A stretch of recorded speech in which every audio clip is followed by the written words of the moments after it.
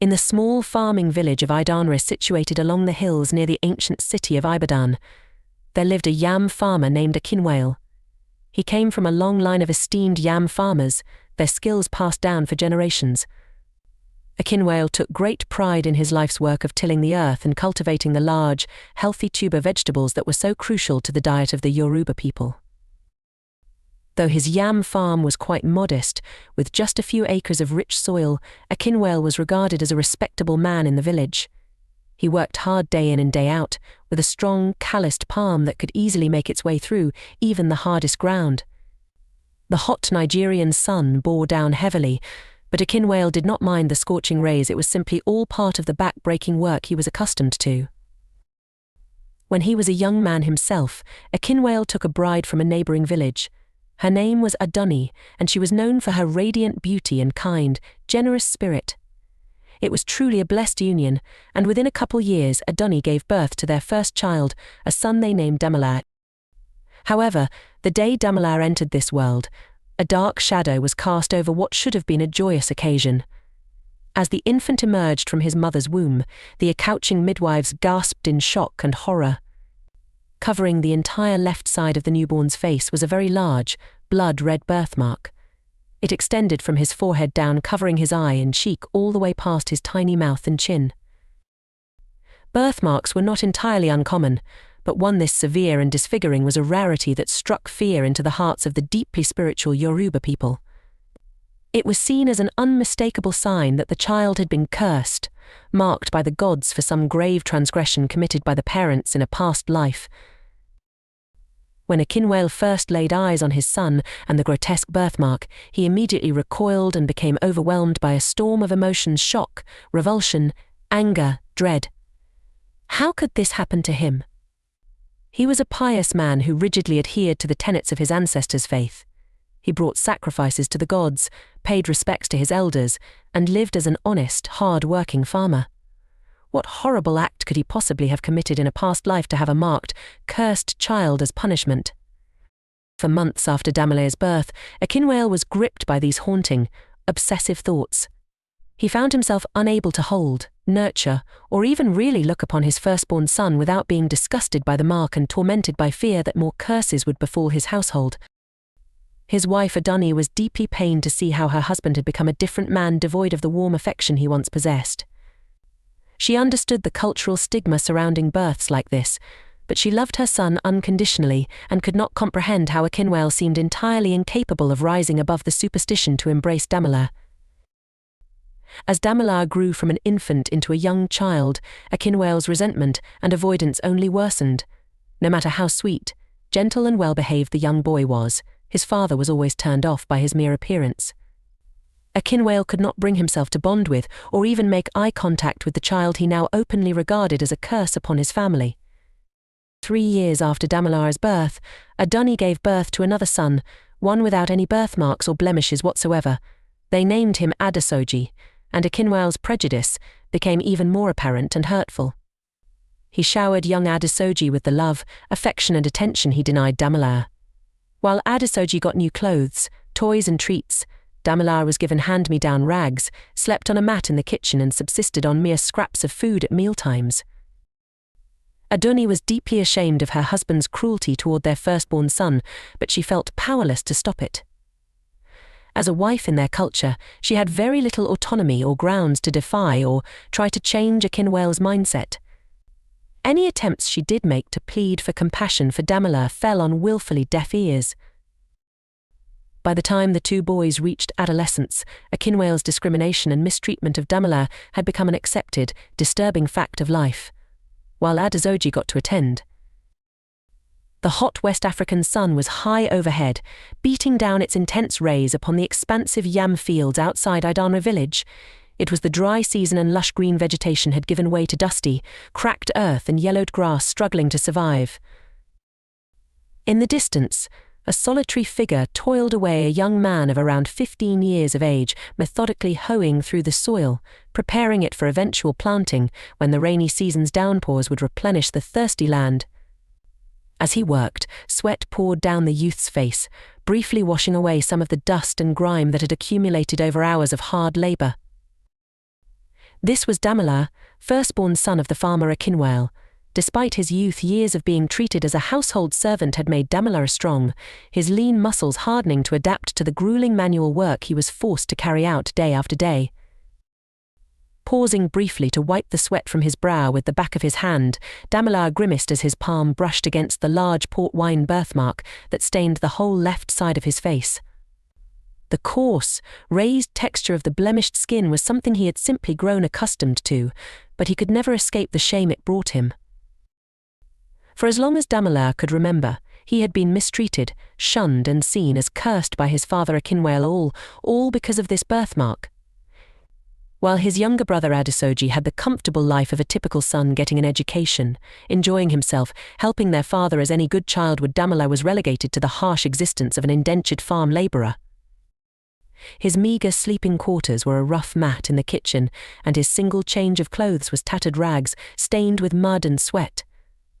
While Adesoji ate hearty meals of pounded yam, egusi soup, fish and meats, Damilare's sustenance came from whatever meagre scraps were left over, scrounging for bits of food wherever he could find them. But Damilare remained strong in character despite being treated as subhuman by his own father. He was soft-spoken and unfailingly polite, continuing to do whatever chores and hard work Akinwale demanded without protest or resentment. His spirit remained humble and good-natured, buoyed by the timeless wisdom that this arduous existence would one day come to an end.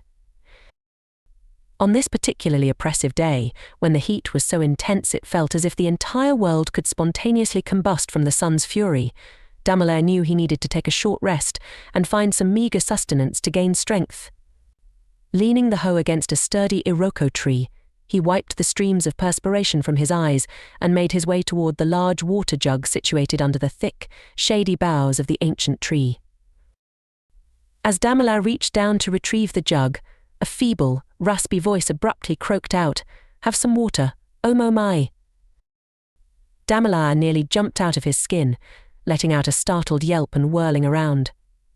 There, seated against the iroko's massive trunk, sat a wizened old man wrapped in tattered cloth robes. How the frail, ancient stranger had managed to wander all the way out to these remote fields without being noticed was a perplexing mystery. Recovering from his initial shock, Damilare did his best to mask his surprise and apprehension. He was a well-raised youth and knew it was impolite to gape or act discourteous toward one's seniors, no matter how unexpectedly they appeared. "Of course, Baba." "Here, please drink," Damilare said respectfully as he retrieved his wooden drinking cauldron from the jug and handed it over to the old man. The aged stranger accepted the offered drink eagerly, gulping down the fresh, cool water as if he had been wandering the harsh savannah for days without any refreshment. When he had sated his tremendous thirst, letting out a contented sigh, he returned the empty cauldron to Damilare. "Ah, Isan Gangan," the old man smiled, revealing a mouthful of cracked. The crooked opo always stick the old bàbálàwó had granted Damilare seemed almost too good to be true, a magical tool that could manifest whatever his heart desired with a simple wish spoken aloud. For the first few days after the bàbálàwó's abrupt disappearance, Damilare found himself constantly turning over the gnarled piece of wood in his calloused hands, half expecting it to suddenly vanish in a puff of smoke, as if it were all some cruel delusion. Yet the longer the opo awi remained solid and real in his possession, the more Damilare began to truly believe in and appreciate the immense gift of opportunity he had been granted. His whole life he had been mistreated, debased and stripped of any sense of dignity by his own father, all because of the unsightly birthmark marring half of his face. Now, for perhaps the first time ever, he held the key to changing his circumstances for the better. After satisfying his initial craving for a hearty, full stomach with a wish for a bountiful tray of eko, egusi, dodo and asun, Damilare needed to be judicious with how he utilized the opo awi's powers going forward. The bàbálàwó had enigmatically warned that despite its seemingly limitless magical abilities, the stick could not directly alter a person's fundamental nature or character. It could only provide physical objects and tangible wishes to satisfy one's needs and wants. Damilare spent many quiet hours carefully contemplating what his most vital needs were to improve his downtrodden lot in life. More than anything, he yearned for basic dignity, self-reliance, and freedom from his father's scornful household. As long as he remained under Akinwale's roof, subsisting on scraps like a farm animal, and being subjected to daily dehumanization, he would never truly be able to spread his wings as a full-fledged man. With this in mind, Damilare started by using the Opa-Owa to wish for a new set of quality clothing befitting a Yoruba man of age. In an instant, the rags that had acted as his only garments for years were replaced by a crisp, handsome buba and Sokoto trouser ensemble tailored from vibrant, immaculate ASO oak cloth. A fresh set of sturdy leather ipaki sandals to cover his perpetually dusty feet completed the transformation from wretched labourer to well-attired young man. For the first time in his life, Damilare felt the swell of self-respect and human dignity that came from being properly clothed. It was a simple novelty that most took for granted, but it alone was enough for him to stand a little taller and feel a renewed sense of confidence brewing within. Now that Damilare had a proper wardrobe, he turned his wishes towards securing his own personal shelter, a place he could call his own away from the stinging judgments of his father and malicious jeers of those in the village who deemed him irredeemable because of his appearance.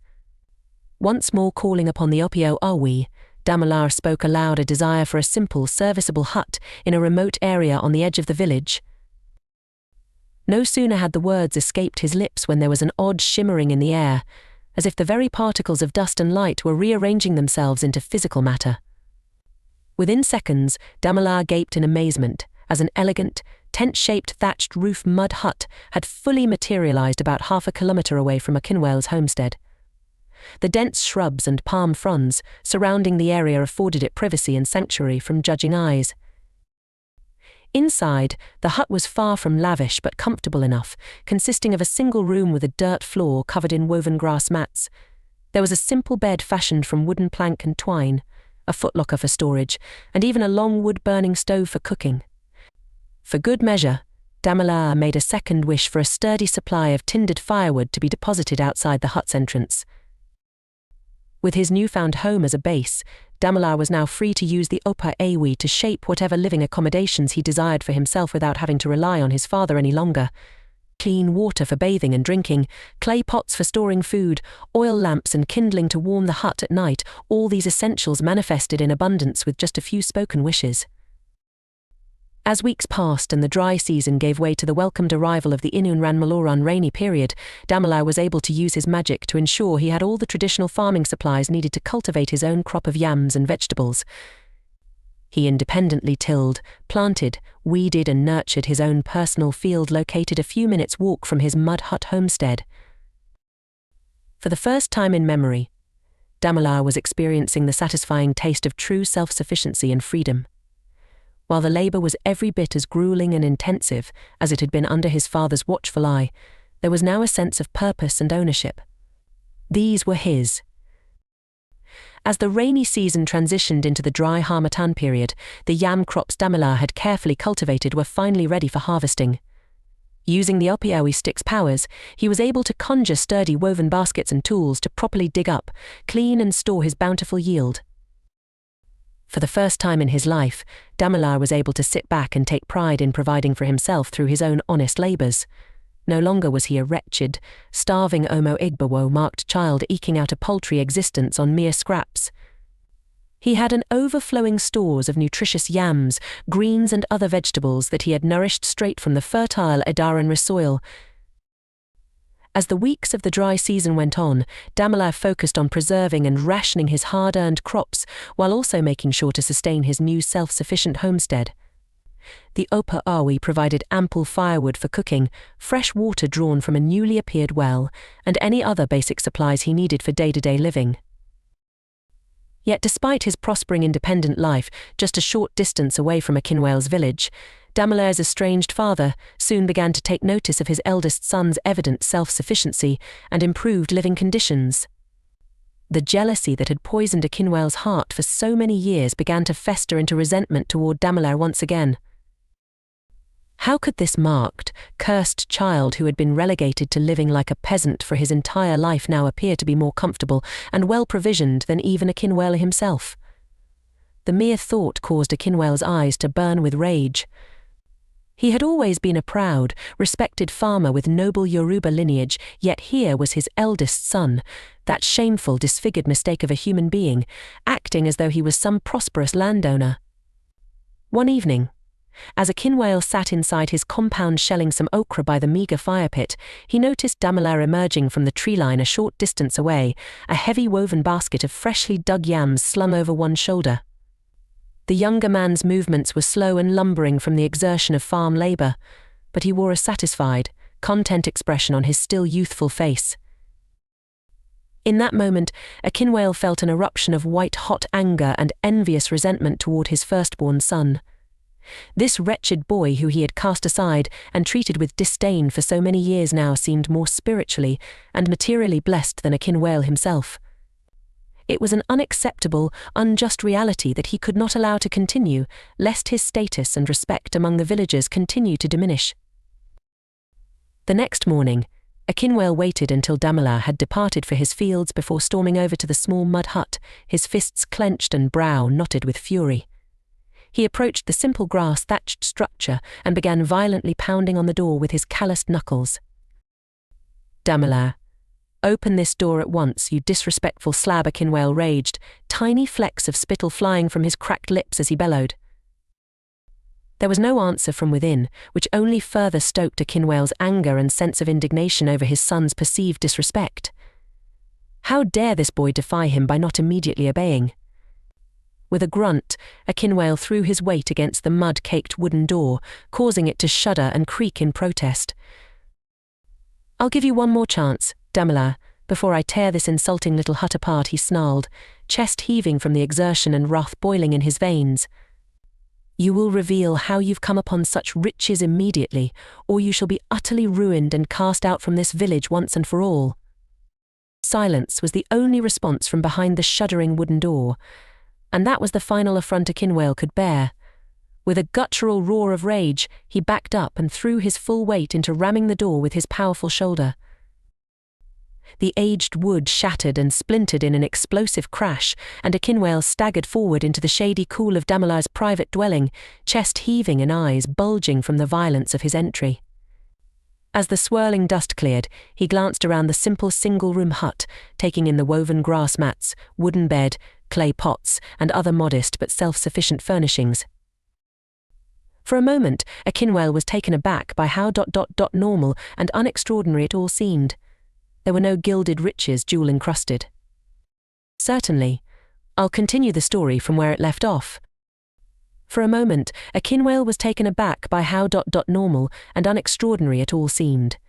There were no gilded riches, jewel-encrusted treasures, or any signs of ill-gotten wealth. The hut was simple, clean, and modest, a far cry from the opulent dwelling he had imagined in his jealous rage. As Akinwale's eyes darted around the room, searching for some explanation for Damilare's newfound independence, his gaze fell upon a curious object resting on a small wooden stool near the bed. It was a gnarled, twisted stick, unremarkable at first glance, but something about it seemed to pulse with an otherworldly energy. Drawn by an inexplicable compulsion, Akinwale reached out and grasped the stick. The moment his fingers closed around it, he felt a surge of power course through his body. Suddenly, he understood. This was no ordinary piece of wood, it was clearly imbued with some sort of magical properties. "So this is your secret," Akinwale muttered, a cruel smile twisting his lips. "You've been using witchcraft to elevate yourself above your station, have you?" Just then, the sound of approaching footsteps outside caused Akinwale to whirl around. Damilare stood in the doorway, his eyes wide with shock at the sight of his father standing amidst the wreckage of his broken door, the opoy clutched tightly in his hand. "Baba, please," Damilare began, his voice trembling. "That stick was given to me by a bàbálàwó. It's not meant for—" "Silence," Akinwale roared, cutting off his son's explanation. "You dare to use dark magic to mock me? To make a fool of your own father?" Before Damilare could protest further, Akinwale raised the opoy and spoke a wish aloud, his voice dripping with malice. "I wish for this cursed hut and all its contents to be reduced to ashes." The air crackled with energy as the opoy's magic surged forth. In an instant, flames erupted from every surface of the hut, hungrily devouring the thatched roof and wooden furnishings. Damilare cried out in anguish as he watched his humble home and all his hard-earned possessions consumed by the magical fire. Akinwale laughed cruelly, drunk on the power he now wielded. "This is what becomes of those who defy the natural order," he sneered at his son. "You were born cursed, and cursed you shall remain."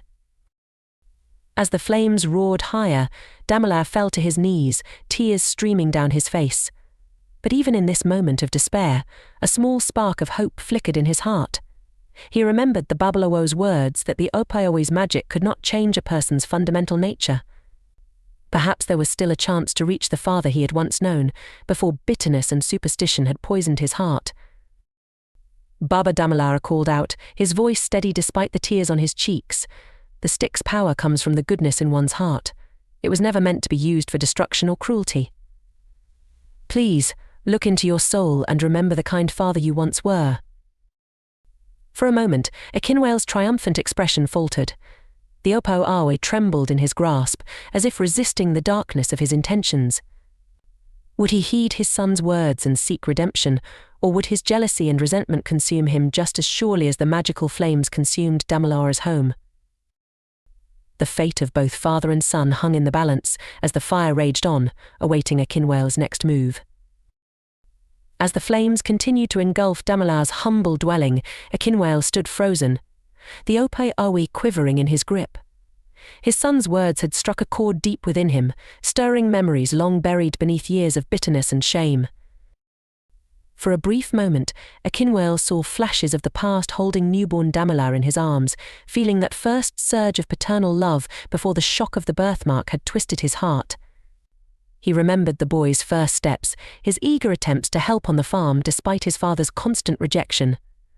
The weight of his cruelty over the years came crashing down upon Akinwale all at once.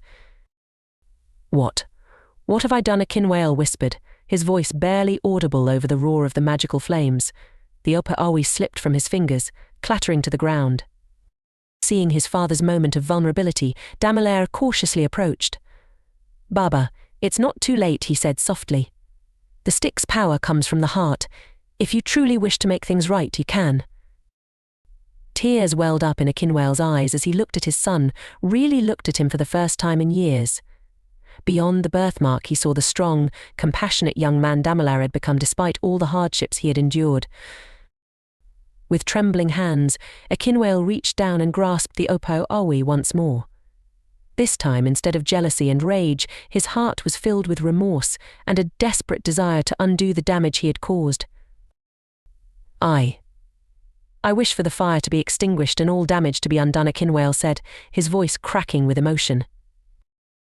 The Opaowi pulsed with energy, and suddenly the raging inferno began to recede. Flames shrank and vanished, leaving behind perfectly intact structures and possessions. Within moments, it was as if the fire had never happened at all. Akinwale fell to his knees, overwhelmed by the magnitude of what he had almost done and the miracle of its reversal. "Damilare, my son," he sobbed, "can you ever forgive me?"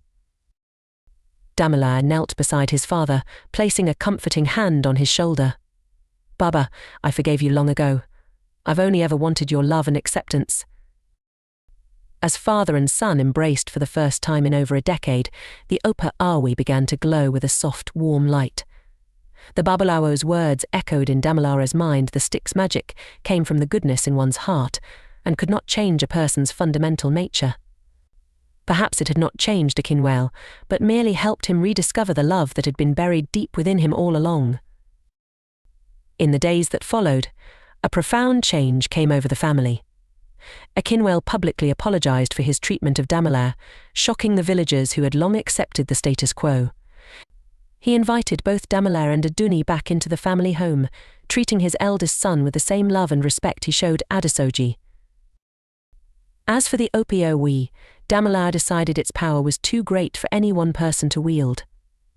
With Akinwale's blessing, he journeyed deep into the forest to return it to the bàbálàwó, grateful for the magic that had helped heal his family, but knowing that true happiness came not from wishes granted, but from love freely given and received.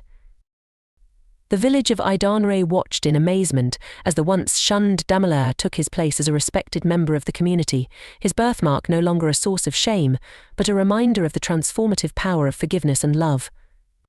And though life was not always easy, the reunited family faced their challenges together, bound by a bond stronger than any magic could create. As the seasons passed, the story of Akinwale's transformation and Damilare's forgiveness spread throughout Idanre and neighboring villages. What had once been a tale of cruelty and superstition became one of redemption and the triumph of love over prejudice. Damilare, now fully accepted by his family and community, flourished. His natural talent for farming, honed by years of hard work, combined with the wisdom he had gained through his struggles. He introduced new cultivation techniques that increased crop yields, not just for his family's farm but for many in the village. Akinwale, humbled by his past mistakes, became Damilare's staunchest supporter. Father and son could often be seen working side by side in the fields, their laughter carrying on the warm breeze. The sight of them together served as a powerful reminder to all who witnessed it that change and reconciliation were possible, no matter how deep the wounds of the past. Idanre, overjoyed to see her family whole at last, organized a grand feast to celebrate their reunion. The entire village was invited, and as the sun set on that joyous day, the air was filled with the sounds of drums, singing, and the delighted shrieks of children playing. During the festivities, Adesoji approached his older brother. There had been tension between them for years, Adesoji grappling with guilt over his preferential treatment, and Damilare struggling with resentment he tried hard to suppress. Brother Adesoji began hesitantly, I know I can never undo the past, but I want you to know how sorry I am. I should have stood up for you, should have. Damilare cut him off with a warm embrace. The past is behind us now, Adesoji. We have a lifetime ahead to be the brothers we were always meant to be. As the brothers reconciled, a wizened old man watched from the edge of the celebration, a familiar gnarled stick in his hand.